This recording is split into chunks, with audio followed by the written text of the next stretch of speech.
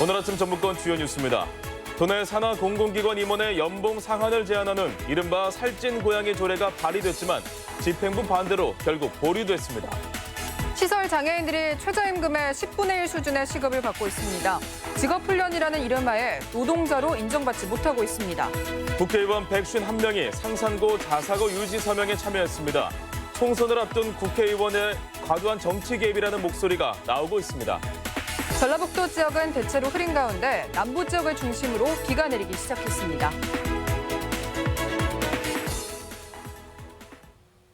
여러분 안녕하십니까? 전주 MBC 뉴스투데이입니다. 전라북도 지역은 대체로 흐린 가운데 일부 지역에서는 장맛비가 시작됐습니다.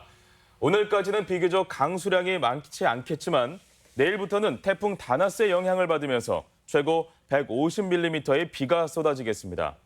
기상청은 많게는 시간당 30mm 이상의 강한 비가 예상된다며 산사태와 축대 붕괴 등 대형 사고에 대비한 대비도 필요할 것으로 내다봤습니다. 고액의 연봉을 받는 탐욕스러운 기업가를 흔히 살찐 고양이에 비유하는데요. 도내에서도 산하 공공기관 임원의 연봉 상한을 제한하는 이른바 살찐 고양이 조례가 발의됐는데 결국 보류됐습니다. 한범수 기자입니다. 공기업을 포함한 전라북도 산하 공공기관은 모두 15곳. 지난해 기준 성과급을 포함한 기관장의 연봉은 최저 6,800만 원대에서 많게는 3억 원을 훌쩍 넘습니다. 기관장 사이의 연봉 차이가 최대 4배 이상 벌어지는 데다 사실상 절반 이상이 직장인의 꿈이라는 억대 연봉입니다. 보수 책정 기준이 들쭉날쭉하는 데다 금액도 지나치게 많다는 지적이 제기되면서 그 상한을 정하는 이른바 살찐 고양이 조례안이 발의됐습니다. 매해 최저임금액의 12개월 환산액 대비 임원은 6배, 기관장은 7배로 상한을 정하는 것이 핵심입니다. 공공기관의 경영 상황을 반영해 임원의 보수를 합리적으로 정하자는 취지인데 전라북도는 유능한 경영인 영입이 어렵다는 이유로 반대합니다. 7배, 6배를 제한하더라도 나중에 좀 능력 있는 인사가 왔을 때는 그것을 좀 풀어줬으면 어떻겠냐. 또 성과급을 연봉에 포함시키는 것에도 이견을 내면서 조례안은 보류되고 말았습니다. 도의회는 기본급보다 많은 성과급을 받고 유능한 인사평가 기준도 모호한 현실에서 사실상 조례안을 무력화시키는 결과라며 반발합니다. 절명한 인사라는 그 기준에 대해서 판단의 기준도 굉장히 모호하고요. 이 조례에 대한 백지화의 우려도 있다고 생각합니다. 현재 공공기관 임원 보수 상한을 제한하는 살찐 고양이 조례는 이미 부산에서 시행 중이고 서울과 경기도에서도 추진하고 있어 향후 도내 재추진 여부가 주목됩니다. MBC 뉴스 한범수입니다. 장애인들이 노동을 하면서도 최저임금을 받지 못하고 있다는 보도 여러 차례 이어오고 있습니다. 정식 노동이 아닌 직업훈련이라는 게 그 이유인데요. 장기간 훈련을 거쳐도 정식 노동자로 전환되는 경우는 턱없이 적어 직업훈련이 임금을 안 주는 방법으로 악용되고 있다는 지적도 나오고 있습니다. 허윤호 기자입니다. 군산의 한 장애인 시설, 장애인들이 하루 10,000켤레가 넘는 양말을 검사하고 포장합니다. 이 중 상당수 장애인들이 이렇게 일하고 손에 쥐는 돈은 한 달에 5만 원에서 8만 원. 시간당 500원이 채 안 되는 돈으로 올해 최저임금의 10분의 1에도 미치지 못합니다. 장애인 직업훈련이라는 이름하에 최저임금 적용도 피한 채 턱없이 적은 돈을 주고 있는 겁니다. 30명에 대한 인원들이 덜신 양말을 종이에 끼우거나 아니면 양말을 뒤집는 이 정도 일을 다 똑같이 하는 거예요. 차이가 전혀 없다고 볼 수 있습니다. 장애인들을 위한 훈련이라면 훈련 이후 정식 근로자로 전환된 경우가 얼마나 될까? 이 작업장에서 일하는 20여 명의 훈련 장애인 가운데 올해 전환된 사례는 단 1명이었습니다. 일을 시작하고 수년 넘게 훈련생 신분으로 남아있는 경우도 많습니다. 훈련 대상자로 분류될 경우 수당을 시설에서 정해도 아무런 법적 문제가 없다 보니 장애인 저임금이 만연하고 있다는 지적입니다. 우리 사회가 아직 장애인들의 노동자임을 제도적으로 부정하고 있거든요. 2019년인 오늘까지도 아직 제도적 시정을 안 하고 있습니다. 이런 가운데 부안의 이 공장은 장애인 노동에 대한 정당한 처우와 대접으로 눈길을 끌고 있습니다. 익숙한 손놀림으로 김밥용 김 등을 만들어 포장하는 이 직원들은 몸이 불편한 중증 장애인들, 지체장애나 정신장애 등을 갖고 있지만 하루 4시간에서 8시간씩 일하며 최저임금을 보장받고 있습니다. 3개월간 훈련 과정을 거친 뒤 정식 직원으로 제 몫을 해내고 있는 겁니다. 직무 배치를 어떻게 하느냐에 따라서 비장애인들의 70% 정도까지 능력을 끌어낼 수도 있고 어떤 부분에서는 훨씬 더 높은 직무 능력을 장애인 노동을 정식 노동으로 인정하지 않는 우리 법과 제도, 그리고 우리 사회의 낮은 인식을 서둘러 바꾸고 개정해야 한다는 목소리가 높습니다. MBC 뉴스 서현호입니다. 일본 제품 불매 운동이 확산되는 가운데 남원 지역 모든 정비 업체들이 일본산 자동차의 수리 거부에 들어갔습니다. 남원 지역 52개 자동차 서비스 센터는 일본의 수출 규제가 철회될 때까지 일본산 자동차를 수리하지 않겠다고 밝히고 일본산 차량 소유주에게는 양해를 부탁했습니다. 시군의회에서 일본 정부 규탄 결의안이 잇따라 채택되고 있습니다. 장수군 의회는 일본의 행태는 강제징용 배상 판결에 대한 명백한 보복성 조치라며 피해자 배상은 물론 핵심 소재 수출 규제 철회를 촉구하는 결의안을 채택했습니다. 무주군 의회도 규탄 결의안을 채택하고 국민들에게 일본 상품의 구매 자제를 요청하기도 했습니다. 익산의 한 요양병원 직원들이 재단 이사장이 편법을 동원해 보조금을 횡령했다며 폭로에 나섰습니다. 임금을 제때 받지 못한 직원들이 비밀 장부를 압수하면서 드러난 일인데요. 해당 이사장은 해결 대신 아예 병원을 팔아버렸습니다. 박연성 기자입니다. 익산의 한 비영리 법인이 운영하는 요양병원입니다. 환자만 200명이 넘을 정도로 익산에서는 손에 꼽히는 큰 병원이지만 직원들은 몇 달째 임금을 받지 못하고 있습니다.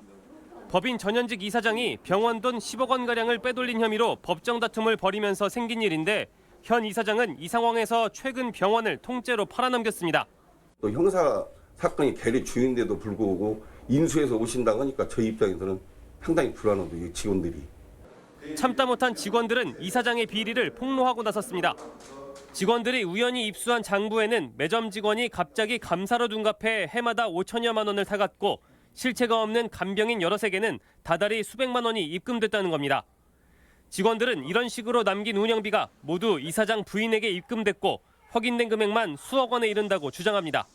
저희들 병원에 운영을 해야 될 돈들이 그 사람들 호주머니로 이렇게 흘러들어간 정황을 보면 너무 기겁을 할 수밖에 없었습니다. 해당 이사장은 잘못은 인정하지만 현재는 다 해결돼 문제가 없다는 입장입니다.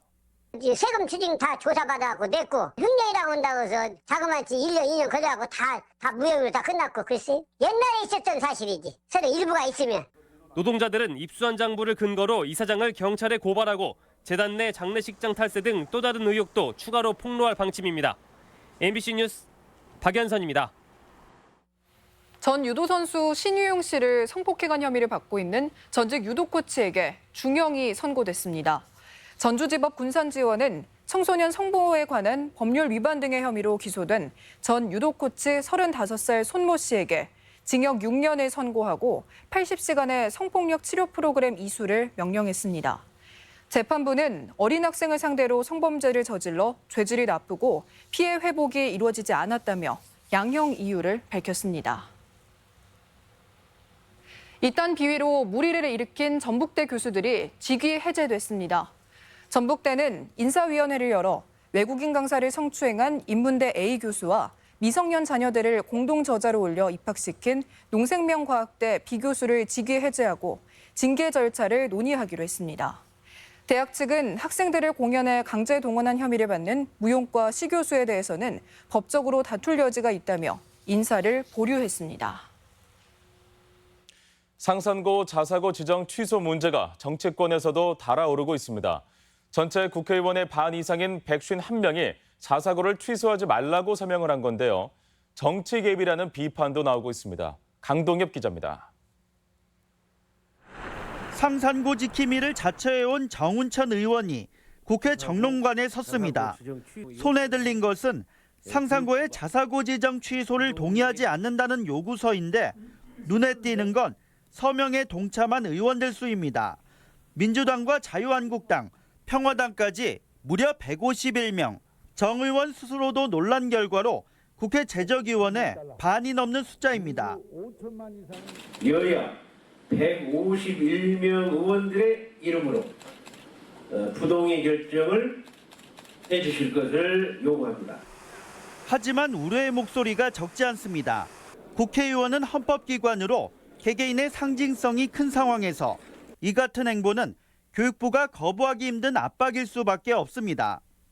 단순한 압박인 것은 사실이지만은 현행법상 권한이 교육감에게 있기 때문에 어쩔 수는 없는 상황이더라고요.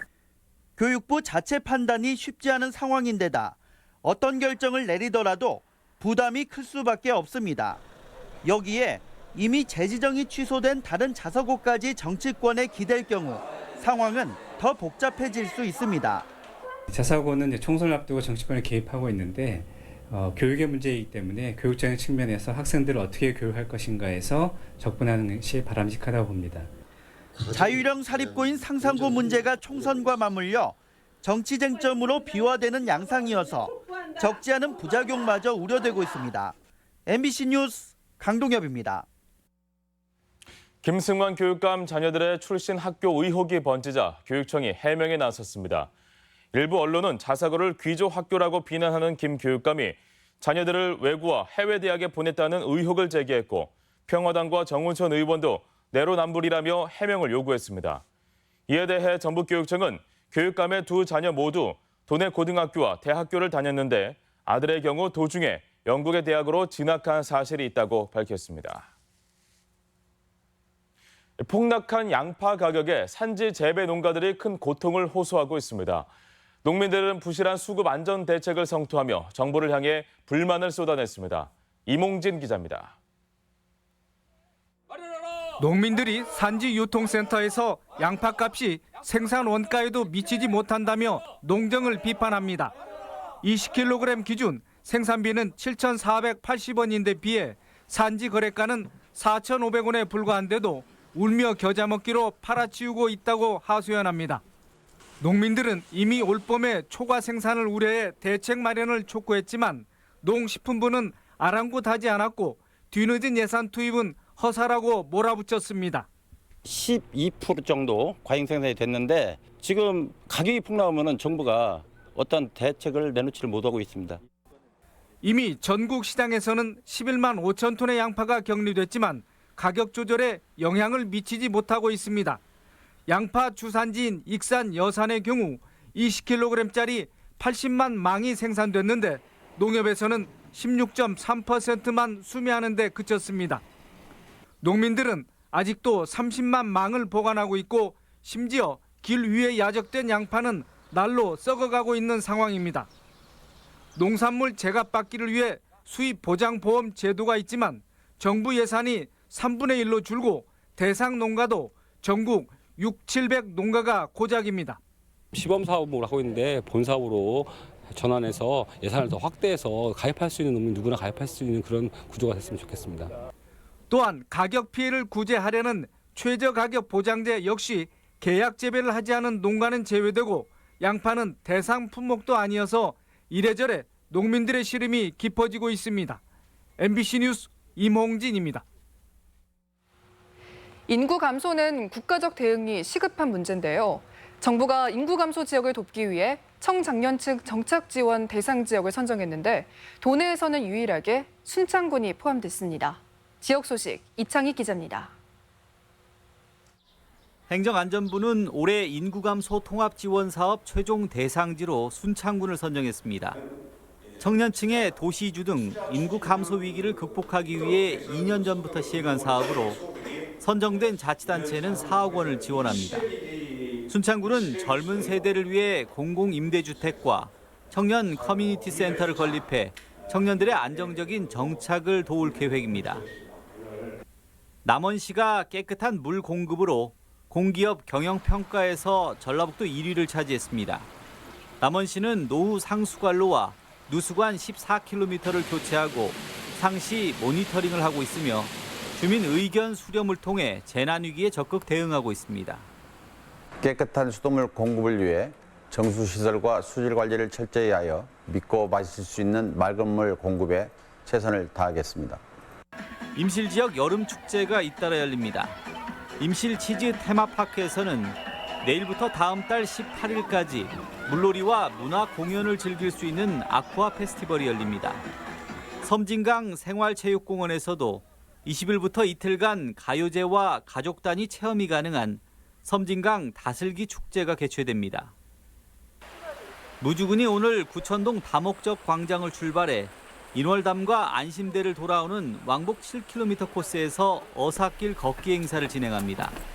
어사길은 조선시대 암행어사 박문수가 구청동 일대에서 백성에게 횡포를 부린 탐관오리를 벌였다는 전설이 전해지고 있는 곳입니다. MBC 뉴스 이창익입니다. 익산 하수 슬러지 시설 허가 과정에 의혹이 제기되자 익산시가 검찰에 수사를 의뢰했습니다. 익산시는 동산동 하수 슬러지 건조 시설 허가는 관련 규정과 신공법 등을 고려해 문제없이 허가했지만 일부에서 특혜 의혹이 제기됨에 따라 수사 의뢰를 결정했다고 밝혔습니다. 익산시의회 임형택 의원은 해당 시설 인허가는 특혜이고 주민 피해가 우려된다고 주장하고 있습니다. 완주군 폐기물 처리장 대책이 책임 규명 요구로 번지고 있습니다. 완주 지킴이 회원 10여 명은 도의회를 찾아 완주군의 무책임한 행정이 불법 매립 등의 피해를 키웠다며 진상 규명을 촉구했습니다. 또 박성일 완주군수가 5년 전 매립시설의 중금속 배출 사실을 보고받고도 묵인했다며 업체와 유착 의혹에 대해 답변해야 한다고 밝혔습니다. 우리 지역 행사와 문화 소식입니다.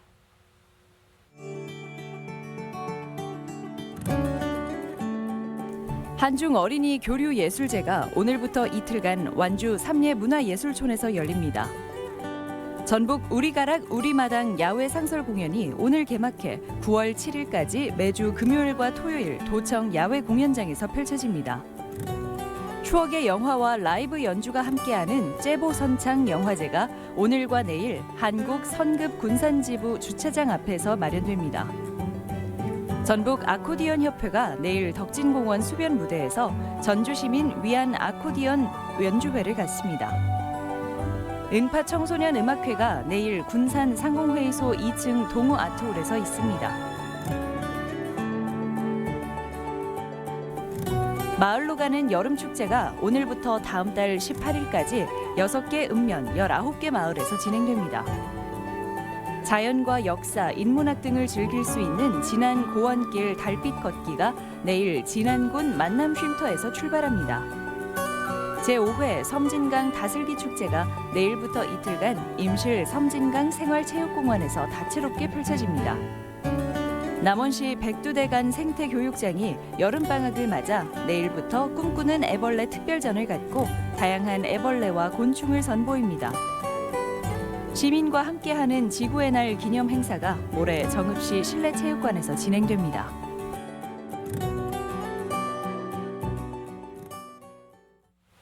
이어서 날씨 전해드립니다. 전라북도 지역은 대체로 흐린 가운데 남부 지역을 중심으로 비가 내리기 시작했습니다. 지역별 기온입니다. 전주는 아침 기온 24도에서 낮 기온은 28도, 익산은 23도에서 29도, 동북권은 무주가 22도에서 29도, 장수가 21도에서 27도, 서해안권은 군산과 고창이 23도에서 29도 등을 기록하겠습니다.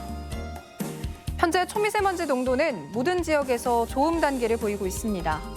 오늘 하루 미세먼지와 초미세먼지 농도는 종일 좋음 수준을 보이겠습니다.